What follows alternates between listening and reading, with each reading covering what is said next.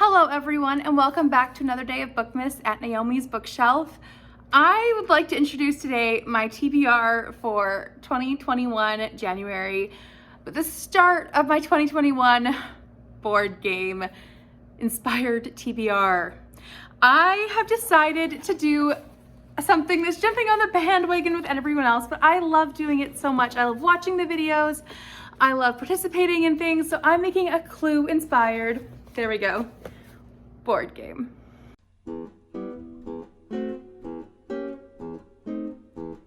So if you are unaware about TBR games, it's a simple thing where you have a game that inspires how you pick your TBR. I will go over the rules quickly and then we can go through how that will work for January's TBR and how I will pick my books. So if you are not familiar with the game of Clue, or if you have not played it in a long time, you need a refresher on the details. There is a handful of cards that have character cards, location cards, and weapons. I am going to put one of each of these into this confidential envelope and have to figure out at the end of the month what it will be. So in this case, I already have one of each of them in here. And in this situation, it is the billiards room, not the ballroom, the billiards room with Colonel Mustard and the candlestick. Now my attempt and my goal would be to reveal these three by process of elimination. Now, in order to do that, I need to show the other cards to myself. Here's how it works. So at the start of every month, I'm going to have 2 cards on each room. Now, each room will have a prompt assigned to it, and in order to get to the cards on each room, I will reveal that by reading a book relating to the prompt. So say a prompt is for the dining room, say the prompt is a mystery. So if I read a mystery, then I can reveal these 2 cards and write it down on my card that it is not the wrench or the rope. Then if I read a book that correlates to the ballroom's prompt, I can mark off that the kitchen and the revolver are not in play either.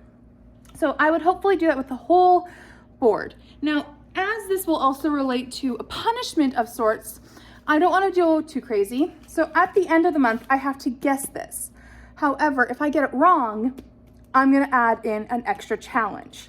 I'll get back to that in a minute. The goal is to win and guess the correct answer. So in addition to picking prompts and having to fulfill those prompts with certain books, I'll be picking from TBR Jars. Now, I have a big problem of buying books and not reading them when I buy them. And I have done this before where I've made a TBR jar. Now, this TBR jar in particular is special because this TBR jar contains all the books I bought pre-2018. So from 2017 Christmas and before. So in this container, I don't know how many books there are. I have gone through them. I haven't counted, but I've gone through them and I have figured out exactly what books I still own and what books I'm still wanting to read. So I've unhauled some, I've kept ones I want to read still, and there will be a video about that coming up soon so you can see all the books in this jar. Every month I will pick out, I'm going to say 3 titles from here, and I'm going to make myself use at least 2 books on this board. Now I'm going to have in a few exemption rules in this as well, but the idea is that I can use these to fit prompts. So if a prompt is, say, a book over 300 pages, and one of my books from here is between 300 and 400 pages, I can add that in, and I don't have to add an extra book to the TBR because I'm using these books to fulfill that. At least one of my prompts is a redraw book, so then I will be automatically picking one book out of here, and that book automatically goes on the TBR no matter what.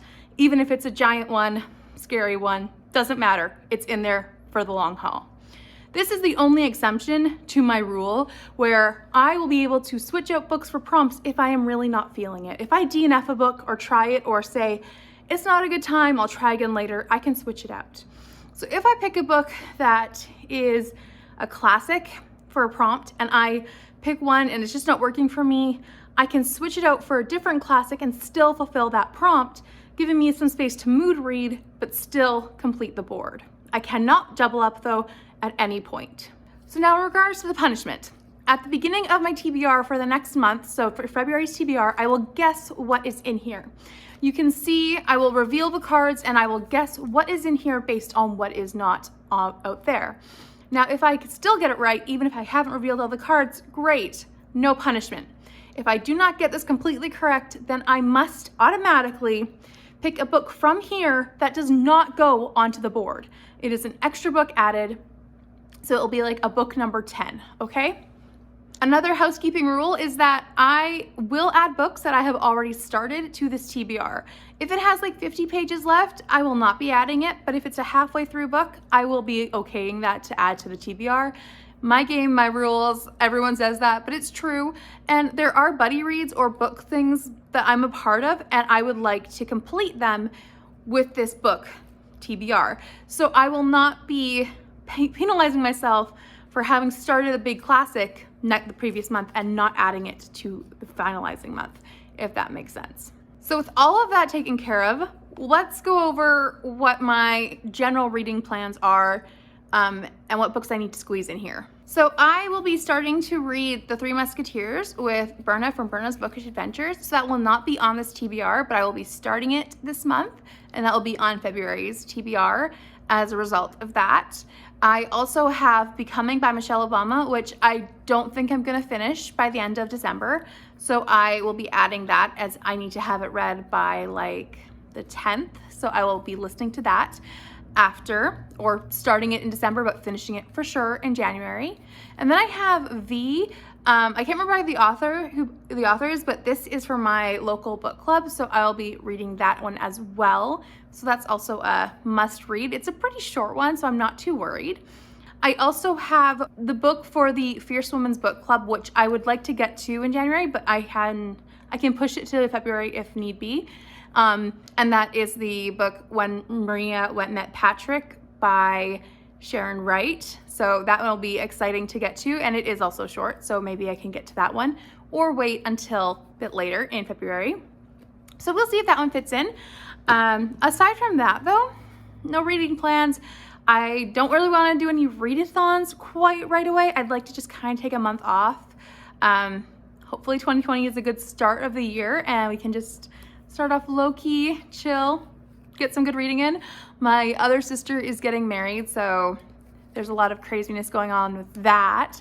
And I don't know how much reading I'll get done, especially considering I tried to get in a lot of reading done for my other sister's wedding. And that didn't go so well. So I'm gonna give myself a bit of slack. And now as this game has 9 rooms, I will be giving myself a 9-book TBR every month. And that is something where I can do that normally, but we'll see how that works with this. So first things first, we're gonna pick out 3 of these and I will try to fit them into those. I will have a video out about all of these books so you can see all of them. So first one here is Somewhere in France by Jennifer Robson. I will pull them all in a second. Then the next of the 3 picks, remember I only have to try to fit 2 in, read 2 or attempt to read 2. And then this one is Bonnie and Clyde by Paul Schneider. Then we have this one. And that one is Bourne Ultimatum. Now I didn't say this, but whenever I pull a series, I'm going to be picking the next book or the next book I need to read in the series. So this one is actually Bourne Supremacy. So I'll still pull this one out. And then when I pull up Bourne Supremacy later on, because that is in here, I'll be reading Bourne Ultimatum instead. Okay, so of these 3, I need to fit them in to the board. So first pick, I'm not going to show you because I would be seeing this when I'm editing.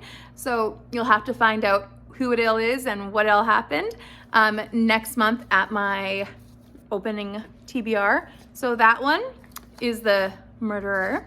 So Murder Weapon, there we go. And now for The Room in Which They Killed Mr. Body. The reason why I chose this game is because it's just, I love the mystery of it, and I always loved playing Clue and trying to figure out who did it. And I love the books of Clue growing up. This game just holds so many special memories for me, so figured why not. So there we go. We have our whodunit all sorted, and we are going to deal out the cards and figure out the prompts.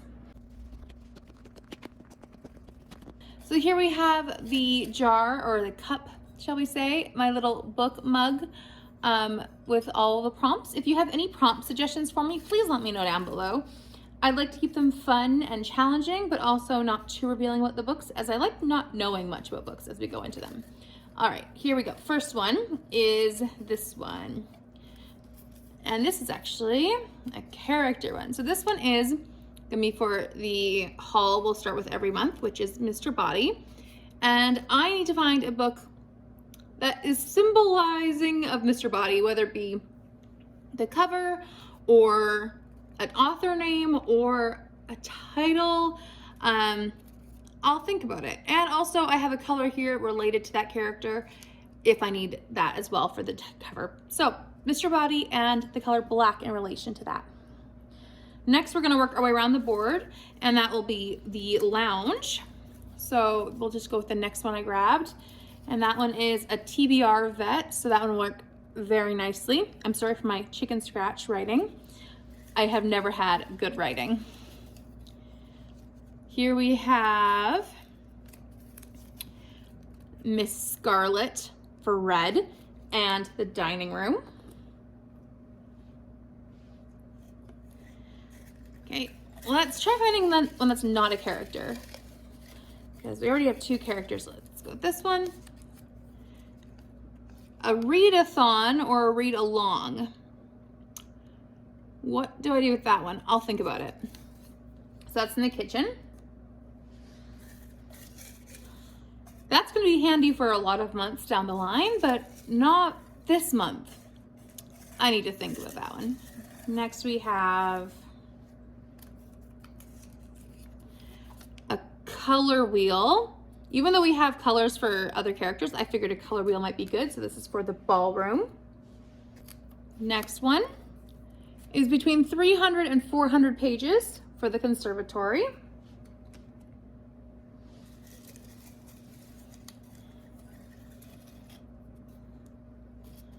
And then we have the billiards room for out of comfort zone.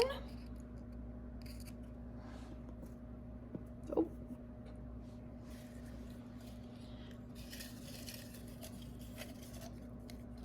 Then for the library, we have a romance. And the last one, which is this one. And another character, Mrs. Peacock and Blue. So here are all the prompts. I will show you what I'm picking for them. So now that I've shown you how I pick all the prompts, next month I will just show you the prompt and the book and then the prompt and the book. But this month I wanted to show it a little different. So I'm gonna show you what I've picked for them, but first let's do the color wheel, as that's the last one that I can't just randomly or intentionally pick. I have to randomly pick it. All right, ready? Let's spin.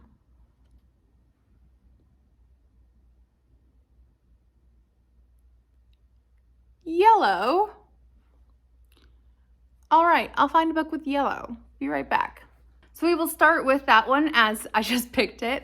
I will go for the color wheel for the ballroom, being Rich People Problems by Kwan. I put out a series update 2 days ago. If you'd like to go check it out, I'll link it, along with the whole playlist that this is a part of for what series I need to finish and read. And this is on that. I have yet to finish this, and this is the book 3 in the series, the final one. So I might as well get it over with right away and continue on while I'm still fresh off reading China Rich Girlfriend.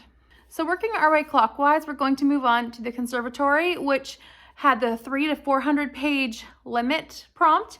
And I'm going to put in Somewhere in France, which is what I pulled from the jar. So if I don't get to it, I can switch it up for another one, but I'm hoping to get to it. It is 370 pages, I think it said. Yeah, 372. And I don't remember anything about this. It's just, I think, a World War II. The cover says like Downton Abbey in France. So it's like a mass market paperback. It's very short. And there's sirens. Anyways, so this one I have had for a very long time, as it's part of this whole project, and I will be getting to it eventually this month. So for the billiards room, the prompt was Out of Comfort Zone, and I'm going to go with a poetry collection for This one, the poetry of Robert Burns. I have owned this collection for a little while now, probably over a year, and I have yet to read it. So I would like to get to it. I used to love poetry and I just haven't picked it up in a long time. So it's not something I gravitate towards, and that's why it's out of my comfort zone. So the next one is for the library, which is romance. And I'm going to go with a very short one, a very wintry one, and hopefully that counterbalances any heavy lifting I feel like this is going to give me. And that is Jingle Bell Bride by Jillian Hart. I feel like I might have read this before, but I honestly don't remember, so I might as well reread it. This is McClenson.